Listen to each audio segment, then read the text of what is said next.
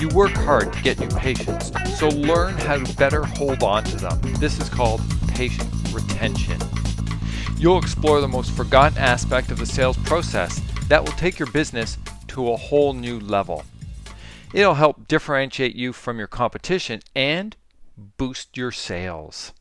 It also helps position you as the expert and the trusted authority. Master this key skill and your practice will become even more enjoyable, rewarding, and fulfilling. However, failure to understand and master this core fundamental and your practice may remain frustrating, less fulfilling, and your income will suffer. So let's take a look at patient retention. So let's complete the cycle for patient retention and, of course, more sales. And the bonus is, with enhanced retention and completing this cycle, you'll get much better compliance as well. So in this diagram, you can see at the bottom, we'll look at trust. It's a very important component of the whole sales cycle. And about 40% of the relationship is built on trust. 30% is based on the patient's needs, their wants, and how well they're actually understood in their communication with you. Also, the problem. This is when you present your solution to their problem or what their needs are. And finally, 10% of your time should be spent on the close. So this is a sales pyramid, if you will.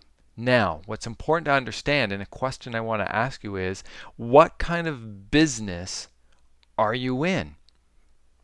You're in the relationship business. That is repeat sales. And this is absolutely critical to understand because most don't. Yes, you're a clinician and you're a doctor. However, you have to understand that you're in the relationship business and it's very important that you generate repeat sales. And you can do this, and the best way to do this is through follow-up. So let's take a look at this, and this completes the cycle of what's called a sales cycle, not a sales pyramid. It's not a one-way street, it's a cycle. So let's talk about follow-up. Why is it important? Well, customers are an excellent source of new business, right? Also, it's a wonderful source for referrals. As you stay at top of the mind awareness with your clients and your patients and keep them in tune with what's going on in your practice, it's easier for them to tell their friends, and that generates referrals. As well as referrals, you can also get testimonials. This is third-party endorsements, and these are hugely powerful. And you'll probably see a video on this in this video series. And therefore, for you and your own peace of mind and self-respect, you want satisfied customers. So follow-up is actually vital and paramount to do. And follow-up means you're staying in touch with your customers and continuing the relationship. Now, I know you're saying right now, hey Robert, my staff follows up. Well, really, that's interesting because I've been in over 1,000 clinics. This is one of the key areas I've always focused in on is the follow-up.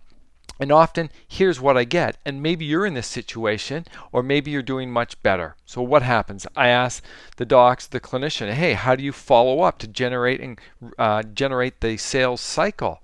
And they say, well, my staff phones the patients. Okay. And what do? Well, if they get an answer machine, they just leave a message. If there's a problem, call the office. Okay. And what happens when they talk to the person? If they get the person live, well, the person often says, well, things are okay. Now you see, what's really important is the relationship between the clinician and the patient and the staff and the patient. You see, no one wants to seem like they're dumb or ignorant or they don't know or that they may be not following the program. And so, of course, they're going to say it's okay.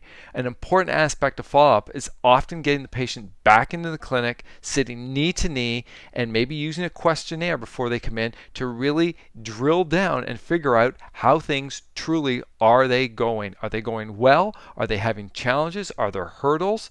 Very, very important. So think about your follow-up and how you can enhance it. Remember, this is the end of one cycle and the beginning of the next. So the follow-up is really important for that. And remember, this whole process is a cycle, a sales cycle to build relationships and generate repeat business, because people buy from people. They have to get to know, like, and trust you. That's the building relationship. And as they do that, they'll come back and purchase more. They'll tell their friends for referrals, and they'll write and say great things about you for the testimonials. So, follow-up is multi-purposed. It makes sure everything's okay, and it clarifies any disconnect or any problems. It helps solidify and build a relationship. It reduces something called buyer's remorse. It instills confidence and professionalism. And yes, it helps position you as the trusted authority, and it shows you care. You see, if you just take their money for your product, service, or program, and the client leaves and you never follow up, the signal that sends was, well, they got my money and I got my result. Whether it's a good result, a bad result, doesn't matter. It's how happy the client or the patient is. And if you call, have them back in, if you follow up, it shows you care. And so many people are lacking this in their life. This one simple thing will help differentiate you from others and add great value to your products, your services, and your programs, and you in the clinic, of course. So, as a best practice business strategy, it's really important to understand that you're in the relationship business. And relationships generate repeat buyers. And repeat buyers will outperform a one-time buyer many, many times over, even if it's a high-ticket item. I'm going to say that again because a lot of clinicians don't get this. Repeat buyers will outperform a one-time buyer many times over, even if the original purchase is a high-ticket item. It's repeat buyers you want, and thus building the relationship is really important. And that's why you're watching these videos, to help develop these skills, right? So, most people leave this vital step out, or they do a poor job of it. And it breaks the sales cycle. And remember, you want repeat buyers. So to differentiate yourself from others and your competition, simply do a great job of follow-up. Remember the two important rules in business: differentiate yourself from others and add value to your products, services, and programs. And following up and doing a good job of following up covers all those areas. And patients will love it. Nice. Another important component of following up, it helps reduce buyer's remorse. You see, it's very vital for this important stage, because if people leave the clinic and they don't feel good about their purchase, not good news. And it helps deal with the major reasons of buyer's remorse, such as people sometimes feel they paid too much. And I think we've all been in that state, and they feel they didn't get good value for the money spent. And maybe they have that feeling, in their belly brain that, ooh, maybe I don't really need this. Or maybe worse, maybe they feel pressured into the purchase. And for some people, external validation is very important, and they aren't sure what others will think. So giving a follow-up, it gives you time to deal with these concerns and these issues. And it gives you time to focus on the positive, on the outcome. It's money well spent, it was good value, and so on. So follow-up can reduce buyer remorse significantly and actually increases positive thoughts about the purchase, the clinic, and your services. So deal with each of the common buyer remorses in your presentation or solution. So it's important to talk about this is good value, and others, have made a great decision like this, and they'll respect what you're doing. You're making a great decision.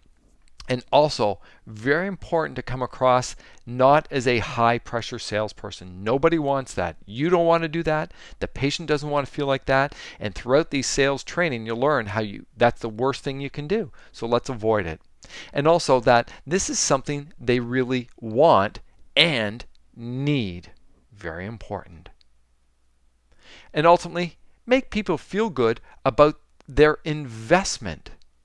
And I just want to clarify here, because remember, a cost is when you purchase something, often it decreases in value. Whereas an investment is something that you invest time, money, effort into, and it goes up in value. And when people are coming to your practice, what are they doing? They're investing in their health. They may not get a response right today, right now, right this moment, but over time, they want to feel better. They want to have more energy. They want to have a more positive outlook on life. And so this is an investment for them. So make them feel good about their investment, about spending their money. Make them feel they're spending their money wisely. An important clinical takeaway: if your client or your patient leaves without feeling like they received good value, well, they will perceive your service or your product as being expensive and not worth it. And they won't want to come back. And as a matter of fact, this is the message they will share with others. Aha. So you want to make sure you follow up, because that gives you time to put out this fire. So the question I ask for you: are you following up well? Are your patients leaving in a positive state? When you follow up, are they reflecting on the clinic and their program, their products, or their services that they purchased? Are they saying to themselves, I got good value? Or did I get the wool pulled over my eyes? This is a question you and your staff can stir over at your next meeting. So in summary, you're in the relationship business, and repeat purchasing clients are vital, and they will outperform one-time purchasers many times over and boost your bottom line more than one-time buyers. And ultimately, that follow-up generates added value and reduces buyer remorse.